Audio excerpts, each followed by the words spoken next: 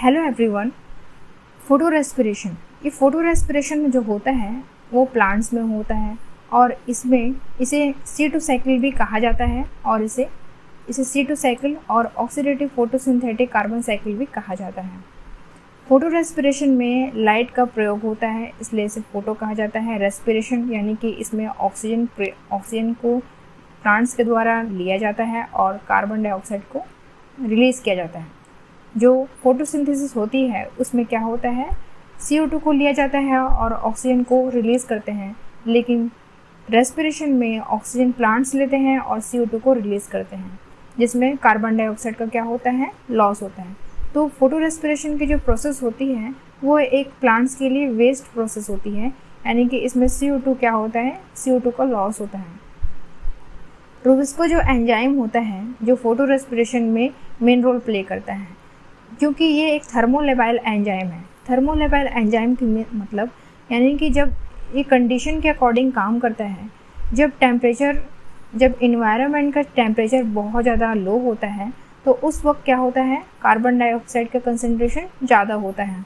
उस समय जो स्टोमेटा होते हैं वो ओपन होते हैं और स्टोमेटा ओपन होने के कारण ये CO2 को लेते हैं और कार्बोक्सिलेज की तरह एक्ट करते हैं।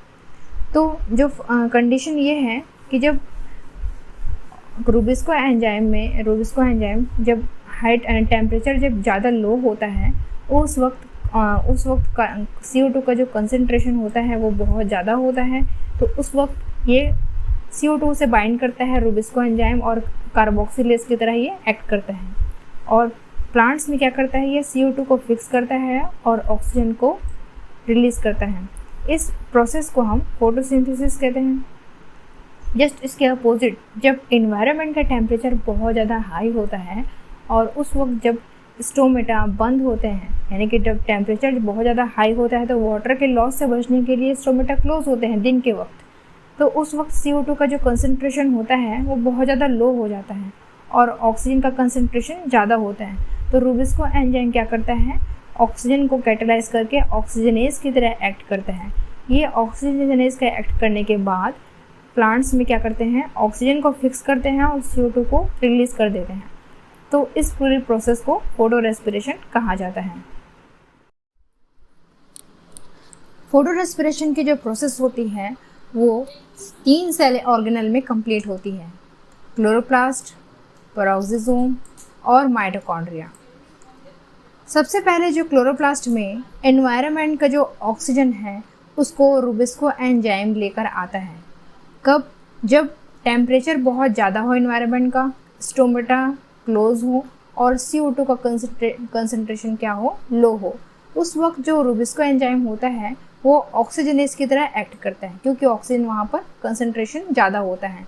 ये जो ऑक्सीजन को रूबिस्को एंजाइम लाकर RUBP यानी कि राइबोलोज 1,5-बिस फास्फेट होता है, जो कि 5 कार्बन कंपाउंड होता है।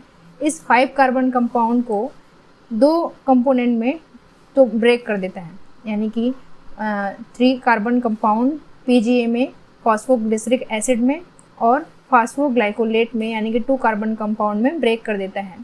ये जो 2 कार्बन कंपाउंड फास्फोग्लाइकोलेट होता है वो इसका जब एक फास्फेट रिलीज हो जाता है तो ग्लाइकोलेट का फॉर्मेशन करता है। ग्लाइकोलेट होता है, ये 2 कार्बन कंपाउंड होता है। ये जो ग्लाइकोलेट होता है वो आगे जाकर पेरोक्सिसोम में डिफ्यूज़ हो जाता है। पेरोक्सिसोम में डिफ्यूज़ होने के बाद ग्लाइकोलेट फिर से ऑक्सीजन का यूज़ करके ग्लाइऑक्सिलेट बनाता है। ग्लाइऑक्सिलेट बनने के बाद पेरोक्सिसोम सेल में हाइड्रोजन पेरोक्साइड होता है। ये जो हाइड्रोजन पेरोक्साइड होता है वो ग्लाइऑक्सिलेट के साथ रिएक्शन करके ग्लाइसिन का फॉर्मेशन करता है। ग्लाइसिन होता है वो डिफ्यूज़ करके कहाँ चले जाता है, आपके सेल ऑर्गेनल माइटोकॉन्ड्रिया में।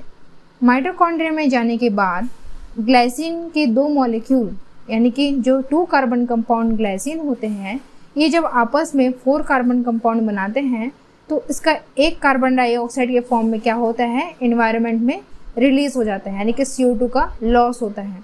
और बाकी जो बचे 3 कार्बन होते हैं वो 3 कार्बन क्या बनाते हैं, सेरीन का फॉर्मेशन करते हैं। सेरीन जो होता है वो फिर से डिफ्यूज़न के द्वारा कहाँ चले जाता है, पेरोक्सोसोम में चले जाता है। पेरोक्सोसोम में जाने के बाद ये ग्लिसरिक एसिड का फॉर्मेशन करता है। ग्लिसरिक एसिड जो होती है वो डिफ्यूज़न के द्वारा फिर से क्लोरोप्लास्ट में एंटर कर जाती है। ग्लिसरिक एसिड जो होता है वो 3 कार्बन कंपाउंड होता है और ग्लिसरिक एसिड में जब फॉस्फेट का एडिशन होता है तो 3-फॉस्फोग्लिसरिक एसिड का फॉर्मेशन करता है और इसके लिए वो फॉस्फेट कहाँ से लाता है, एटीपी से लाता है। एटीपी का जो एक फॉस्फेट ग्लिसरिक एसिड के साथ जुड़कर 3-फॉस्फोग्लिसरिक एसिड का फॉर्मेशन करता है जो कि 3 कार्बन कंपाउंड होते हैं। ये 3 कार्बन कंपाउंड 3-फॉस्फोग्लिसरिक एसिड होता है। पीजीए के जो 2 मॉलिक्यूल होते हैं, ये 2 मॉलिक्यूल केल्विन साइकिल में एंटर करके ग्लूकोज का फॉर्मेशन करते हैं।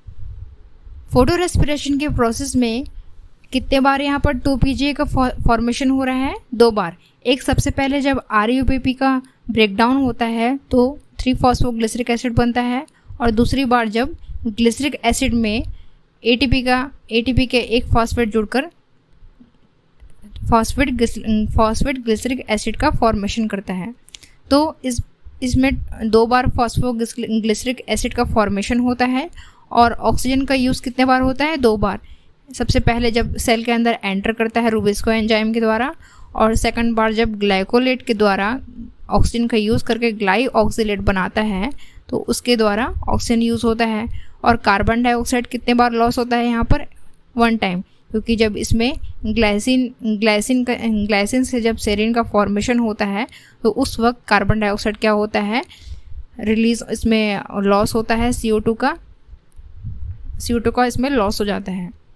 तो इस तरह से हम देखते हैं कि जो फोटो रेस्पिरेशन का जो प्रोसेस होता है उसमें CO2 का लॉस होता है, जो कि फोटोसिंथेसिस में इसका CO2 को फिक्स करके क्या करते हैं, फोटोसिंथेसिस में ग्लूकोज का फॉर्मेशन करते हैं। लेकिन यहाँ पर CO2 का लॉस होता है क्योंकि यहाँ पर क्या होता है, रूबिस्को एंजाइम हाई टेम्परेचर पर ये ऑक्सीजनेस की तरह एक्ट करता है और ऑक्सीजन को प्लांट में फिक्स करता है, जो कि प्लांट्स के लिए क्या है, यूज़फुल नहीं है। Thank you.